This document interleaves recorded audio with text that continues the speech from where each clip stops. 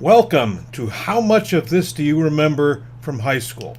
Hi, I'm Al Borowski. Oh, now wait a minute, that's not me. That's my favorite writer, Edgar Allan Poe. There I am. How much of this do you remember from high school? This is part one of a 5-part series. To help you remember, to help jog your memory, let's play a few mind games. Maestro, a little memory music, please. On the screen, you should see an image of 4 boxes. In the upper right-hand corner, either with an imaginary pen or your finger, draw a star. Go ahead, nobody's watching. Draw a star. That's it. Okay, in the lower right-hand corner, please draw a cube. Now, this may take you a little bit longer. That's it. Okay, good. Now, in the upper left-hand corner, please draw a star again, but this time use your opposite hand. If you're a righty, use your left hand. If you're a lefty, use your right hand. Now again, it's not going to look as pretty as the one on the right-hand side, but you're going to get pretty close. Okay, nice. Now, in the lower left-hand corner, draw that cube. Okay, thank you. Now, either below the word or above the word, draw a widget. Okay, don't panic. What's the difference between drawing a star or a cube and drawing a widget? Well, here's the answer. To draw the star, you had a picture of a star in your mind. You know what a star looks like. And you have a pattern that you follow every time you draw a star. And after a while, it becomes routine. See, you knew what you were doing. You've been doing it the same way all your life. With the star, you assign each point a number. And you started at number 1 and you went up to number 2, down to number 3, up to number 4, across to number 5, and back down to number 1. And you had your star. With the cube, a little different. With the cube, you first drew a square. Then you inserted another square just about in the middle of the first square.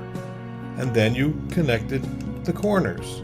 Again, you had a picture, you had a pattern, you had a routine. How about with puzzles? With puzzles, you look at the picture on the box, you empty the puzzle pieces on a flat surface, you turn the blank pieces up to the colored side, you separate the corners, and then sort the pieces by colors. Or you reverse numbers 4 and 5. But again, you see the picture, and you've developed a pattern over the years on how you're going to assemble a puzzle, and it becomes routine after a while. Now, where did this idea come from? Well, it came from astronomers and mariners. The astronomers looked into the sky, into the heavens, to see what all that magic was at night. And the mariners relied on the positions of the stars to tell them how to navigate. Both the astronomers and the mariners could see the Big Dipper. And when the mariners saw the Big Dipper, they knew about where they were and how they can get to where they were sailing. Now, they also looked up into the sky and they saw this formation that reminded them of a lion, and they called it Leo. I'm sorry, folks, I've never been able to see the lion, but hey, a lot of people do. So what's this got to do with remembering something in high school? Well, you learned a lot of stuff in school, and much of it you've learned using the picture, pattern, routine method. Some of it you remembered, some of it you didn't. Some of it you use now, most of it you do not. I remember dissecting a frog in one of my classes. I had the pictures of how I was supposed to do it, and I did it, but I hope never to ever see another frog again in my life. I also learned that Gaul was divided into 4 parts. And many, many years later, I heard the fact repeated in a comedy. And I was excited because, wow, after all these years, I remembered it. Now I learned that Gaul could be divided into either 3 parts or even 5 parts. None of this has anything to do with picture, pattern, or routine. It's just stuff that we remembered. But does this picture, pattern, routine work? I've been involved in business writing for the last 35 years. One thing I learned in all of those years, good business writing is a puzzle to many people. Wait. Good writing is a puzzle to many people. You have all the pieces. Think of all of the English classes you have had since the first grade. Did anyone show you what the picture should look like? Allow me to review all of the pieces you learned in school about writing. As I do, let your mind wander back to see how many you remember. Some of them you may remember, maybe some not. Look at this graphic.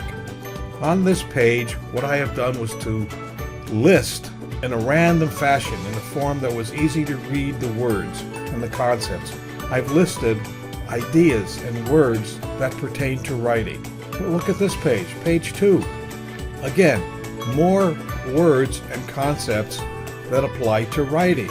Now, none of the words on this page repeat what was on the previous page. Here's page 3. Again, none of these words or phrases or ideas did you see on the first 2 pages. Here's page 4. Again, none of them are repeated. Look at all of the stuff you had to learn. Now, did you get the picture?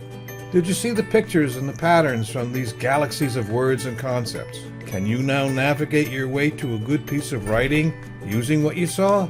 Will your readers see your ideas as clearly as you do?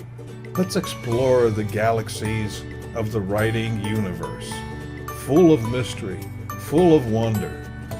Here's Galaxy 1. Now what I've done for Galaxy 1 is I've put dots associated with each one of those concepts. You are now looking at a reverse image. Instead of white dots on a dark background, you're looking at dark dots on a white background. You see the picture? You see the cube? The star? Here's Galaxy 2. Do you see a picture in that galaxy? Here's Galaxy 3. Starting to get the picture? You see anything? 3 more pictures. Right, now we're starting to get easier now. You're starting to get the idea of where I'm going with this. See the 2 images? For all of these galaxies were the concepts or the ideas or the strategies you were supposed to use when you wrote. You had to first find out what is good writing. You had to find out the 4 stages of writing. Writing is just not a task where you sit down and write. You've got to go through 4 stages. You had to learn how to organize your writing. You had to use figures of speech. And you had pre-writing requirements, things you had to do even before you started writing. And you learned some editing techniques. You also had to know the elements of good writing. What does it take for good writing? You had to learn your PAP. Had to learn a little bit about structure, how to structure your writing so that the people could get the message that you intended. And you learned about sentences and paragraph bases. Simple stuff. And you also learned the parts of speech. And so in video 2, we're going to focus on pre-writing requirements.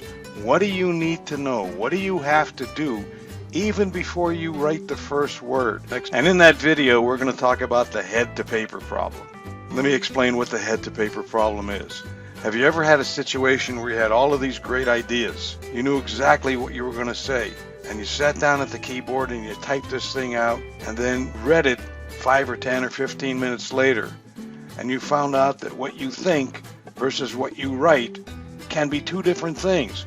You knew exactly what this thing was supposed to look like. By the time you got done with it, the pictures in your head did not match the pictures that your readers would be getting.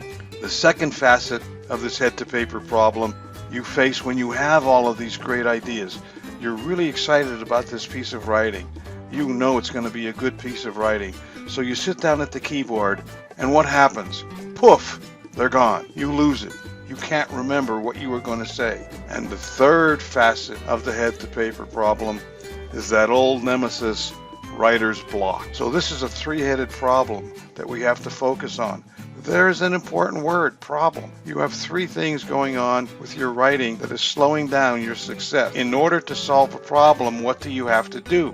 You have to go back to the cause. What's causing this? Why is this happening? And so that's what we're going to focus on in the next video. Why do we have the head-to-paper problem?